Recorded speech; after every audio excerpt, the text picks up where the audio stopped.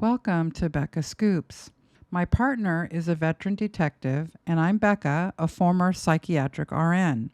This is part 2 on our series on Gypsy Rose Blanchard. In this video, we will be investigating Gypsy's behavior post-prison, her deceptions, and her continued notoriety, along with the obscene reason she got that plea deal. We will also be revealing the reasons why we believe Gypsy will end up in trouble with the law in the future. What we found in this investigation was Gypsy's penchant for trolling people online. This points to a total lack of impulse control and her need for revenge. But before we get into that, let's take a look at Gypsy's deceptive behavior. We analyzed many of Gypsy's interviews and found she was being deceptive, especially when it comes to key facts about her crime. When Gypsy sat down with ABC's Deborah Roberts for an interview on January 6, 2024, Roberts asked Gypsy why didn't she just get up and walk out of that wheelchair? You weren't sick, Roberts opined. We slowed down the clip to look at Gypsy's micro-expressions and eye movement. These are the type of facial expressions law enforcement agency professionals look at when determining when someone is being truthful. Gypsy closes her eyes twice as she begins to answer why she couldn't just walk away, and she looks away. This indicates she is lying. According to former CIA officers in their book Spy the Lie, many people completely close their eyes when telling a lie. This is called eye blocking. It's mental, it's emotional, it's physical. All these reasons combined together is what prevented me from just walking out of that situation.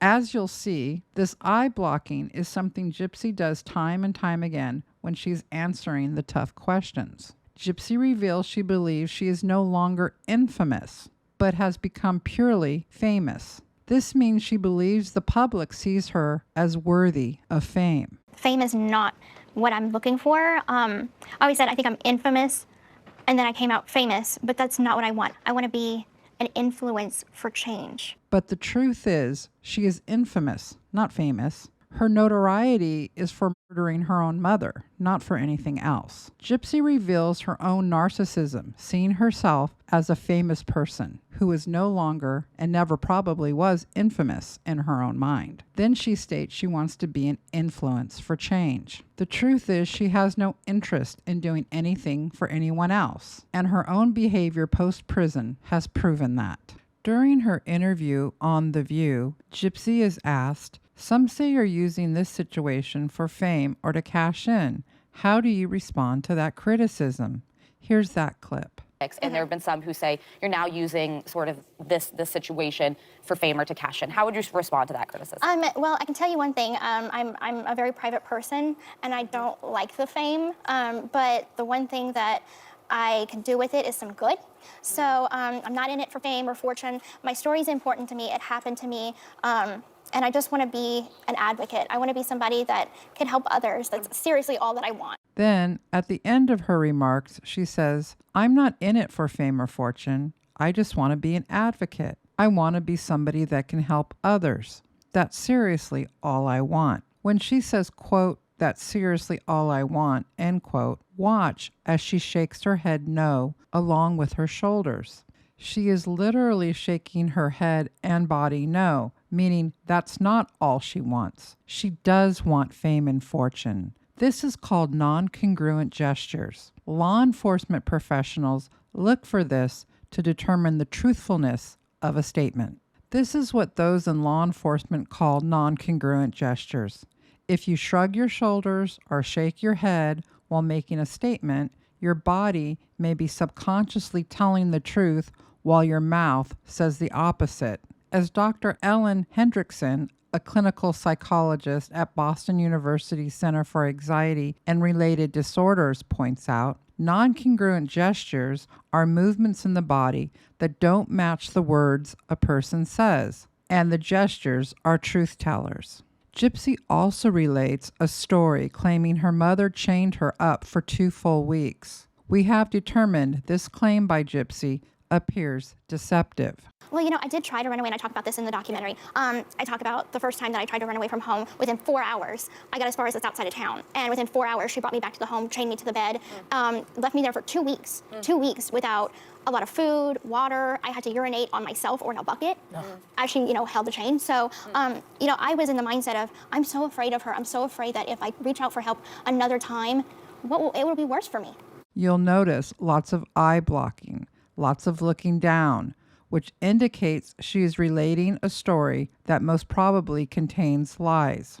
Gypsy talks about being chained, claiming it was with a dog leash. However, the Blanchards never owned a large dog. Our investigation found at the time of Dee Dee's death, they owned no dog, only 2 cats. In 2015, it was reported a Greene County Sheriff's deputy took Gypsy Rose Blanchard's 2 cats, Boo Boo and Moo Moo, to the Humane Society after Gypsy's arrest and Dee Dee's death. A few pics of Dee Dee and Gypsy show a small dog. So how was she chained for over 2 weeks by a smallish dog leash? It started to be physical in 2011, Gypsy said, adding, she would hit me with a coat hanger sometimes. Claiming coat hangers is an odd choice, since it was made famous by the real Mommy Dearest movie about actress Joan Crawford.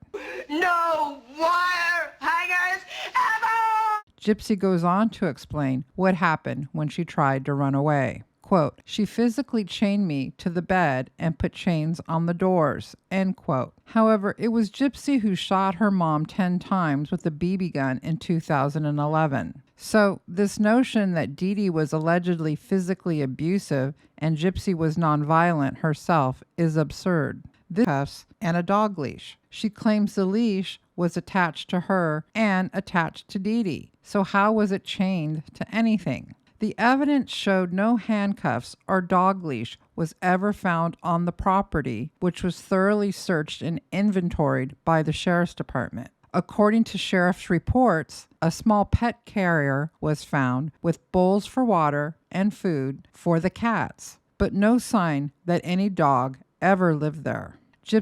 Prison is where psychopaths hone their skills and where they learn to become career criminals. Gypsy's very, very good at interviews where she comes off as smooth as silk. Lastly, Gypsy admitted she had set up Nick to be her.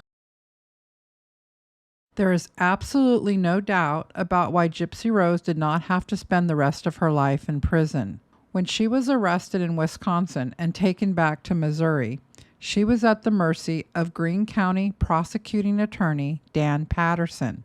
This is an elected position. Patterson was elected back in 2010, and like any elected official, this is a political position.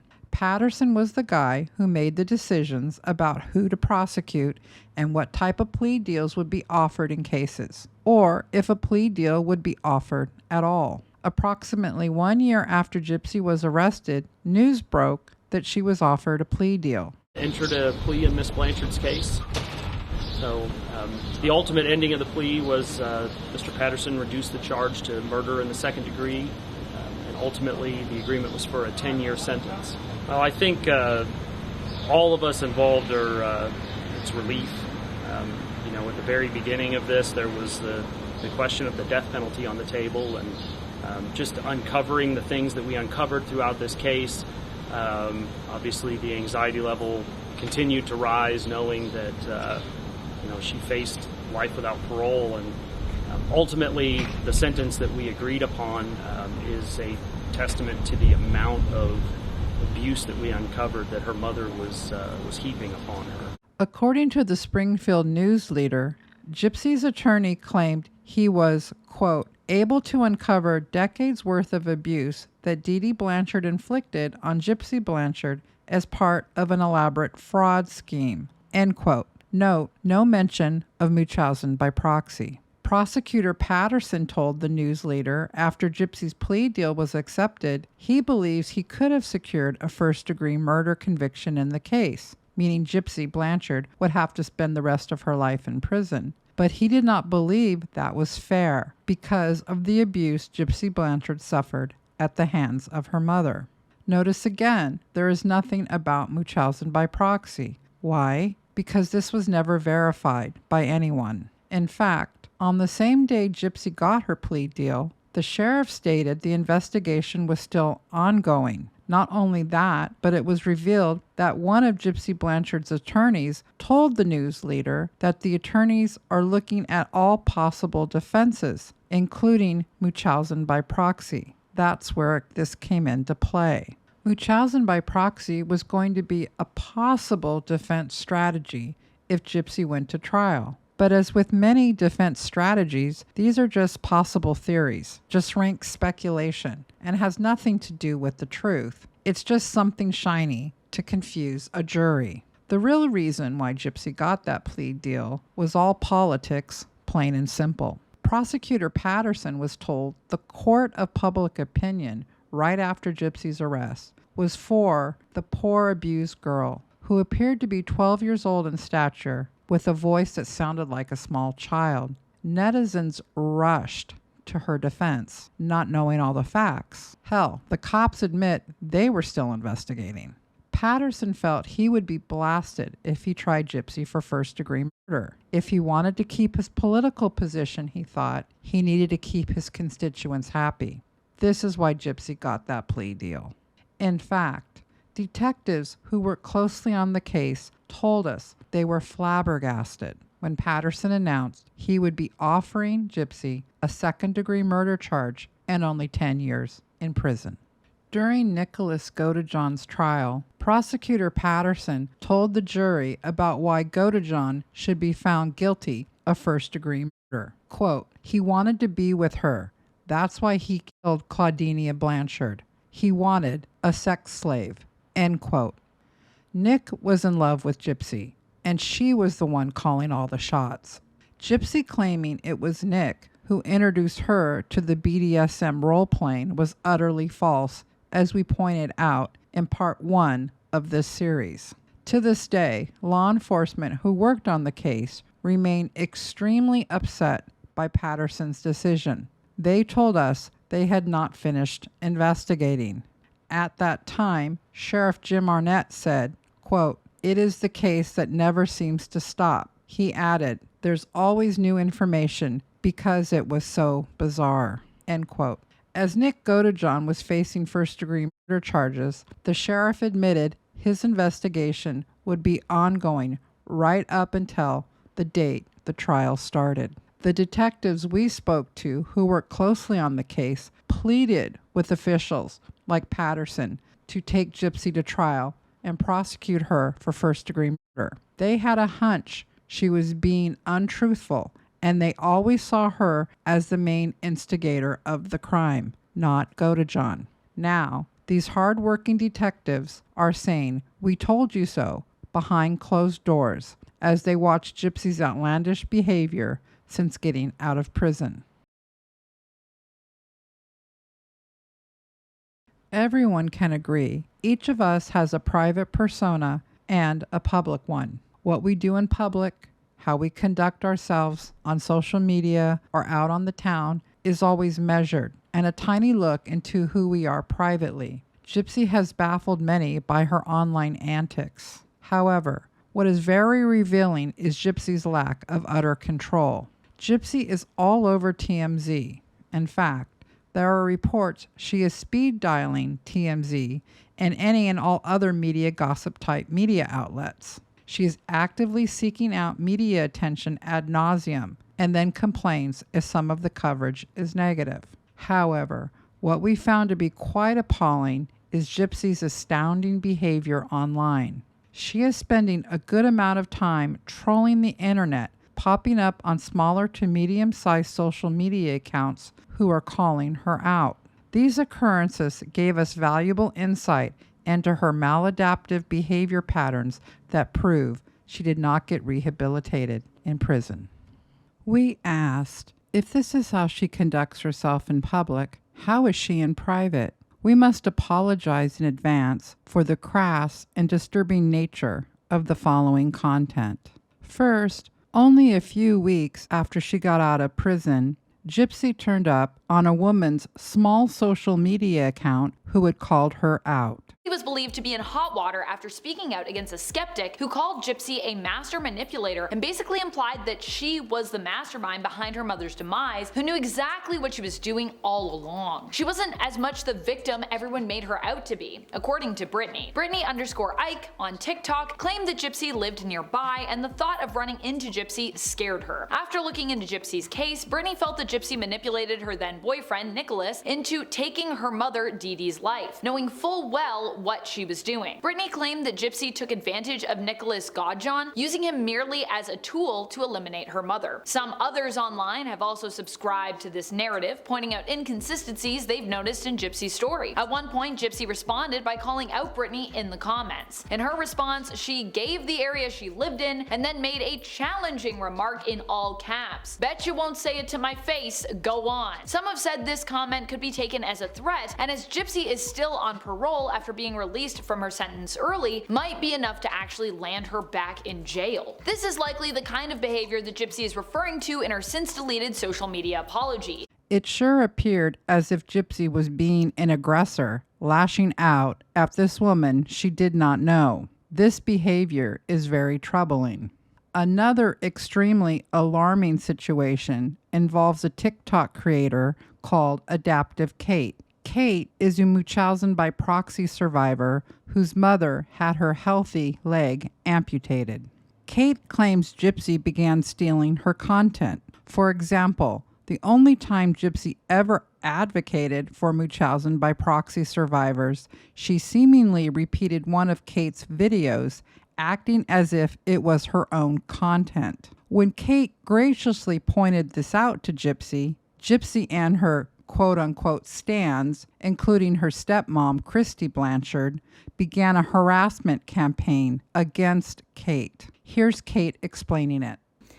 I can't say her name because she will have my video removed, but you will know who this is about, and I can drop it in the comments. So there is the face of Munchausen syndrome by proxy out there. This face of it believes they have sole ownership of it as if it is an advertisement title. They are against other survivors sharing their story. This particular face of it has targeted my account, has trolled me in my lives. Their stepmom has trolled me, and they mass report my videos, and she wants me to stop telling my story. I have been on TikTok for 3 years sharing my story. I had no issues until she got out. I have been targeted by her most recently, but even prior to that, I was targeted by her stans, as they call them. I have had some horrible comments. I have been put down. I have been told that I'm stealing from this person.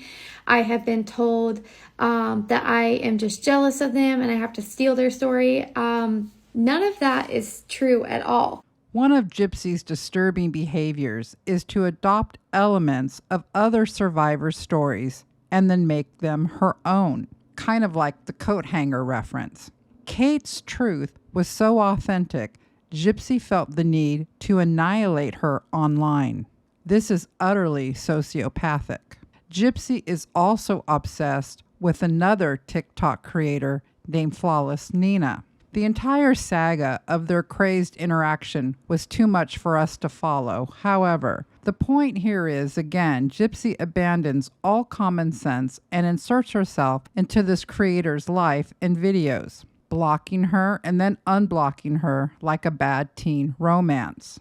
Gypsy also actively took part in attacking Nina in a chat room during a live stream. We were shocked to find her stepmom, Christy Blanchard, also partaking in trashing the African-American content creator. Christy Blanchard attacked Nina relentlessly in the chat room. The many hours of live stream is no longer available, which was originally posted on a social media account called Says Bree. However, it was captured by YouTuber Hello Starlight. The content was devoted to attacking Nina, who claimed Gypsy had a chromosomal disorder that was diagnosed back in 2011. Neither Gypsy nor Christy denied this accusation of the medical condition and were actively messaging in the chat. The host, named Sesbury, appeared to be speaking for them and to them during the live stream and admitted many times during the live event that Gypsy had this chromosomal disorder. Gypsy and Christy admitted as much in the chat room. This is important for one reason. The chromosomal condition explains many of Gypsy's medical procedures and backs up our claim that Dee Dee did not have Munchausen by proxy, which was Gypsy's only defense for her crime. It's our contention that Dee Dee's behavior can best be described as malingering by proxy, which is when a caregiver intentionally causes or makes up signs or symptoms in a child or dependent adult to gain external incentives or rewards. Malingering is not a mental health condition, but it can be associated with certain psychiatric disorders such as antisocial personality disorder, borderline personality disorder, dissociative disorders, and substance abuse disorders.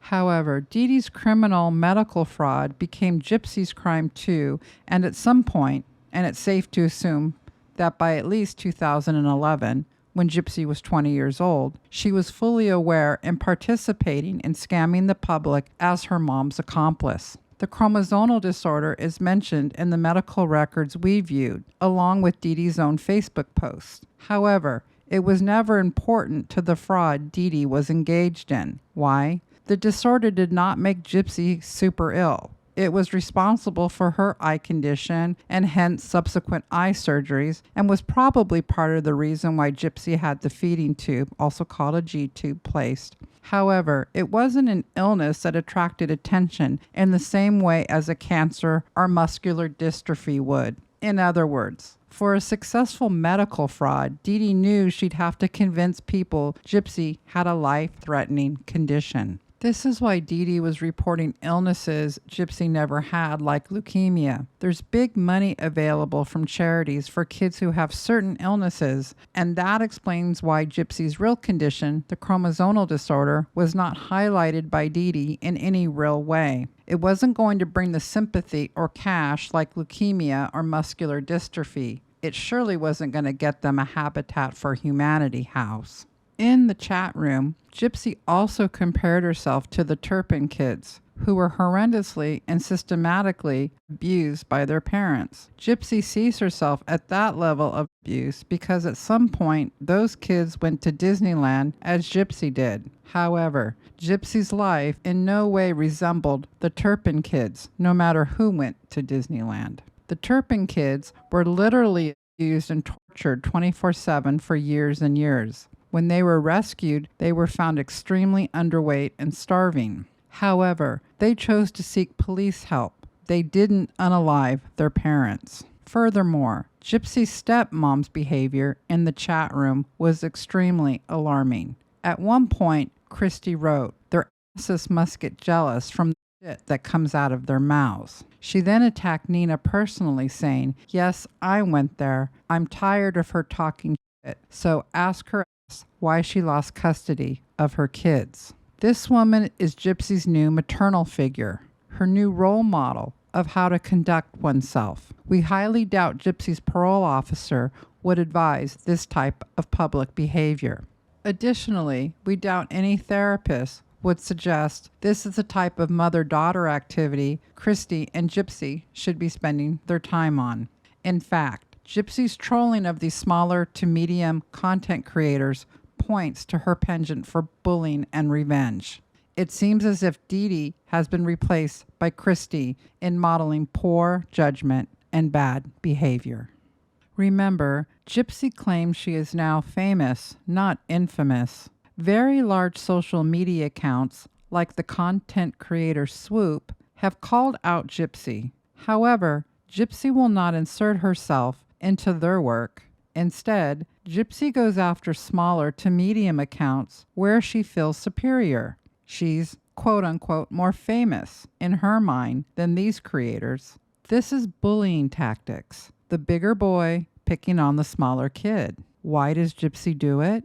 Gypsy becomes extremely anxious when she's criticized. Her personality disorders cause the anxiety, and like an addict, she has to get her fix by lashing out and getting revenge. coupled with the fact that her own stepmom is modeling this type of bad behavior, encouraging Gypsy to lash out and bully others. This is very troubling coming from a felon who orchestrated murder. This is Gypsy's behavior in public after her stint in prison. We contend her alleged mental issues are worse, not better. Any therapist would tell her she must leave all social media. She should be living a semi-secluded life and pursuing some type of work or getting an education toward a career out of the limelight. She can't live off her 15 minutes of fame forever. She should be doing some volunteer work, like at a homeless shelter, doing for others and taking the focus off of herself. No more media, no lifetime docs, no trolling people online. With all we have learned, Gypsy is falling into the category of a potential career criminal, especially if she fails to develop some skills to support herself. The chances of Gypsy reoffending by breaking the law in some way is high unless she gets help. Her life seems chaotic and out of control, and her immature behavior matches her priorities. She never intended to help others. She's way too busy living her best life, whatever that means. You be the judge. Thank you for watching. If you enjoyed this content, please consider subscribing and hit the like button. We read all the comments and really appreciate the feedback. Thanks again.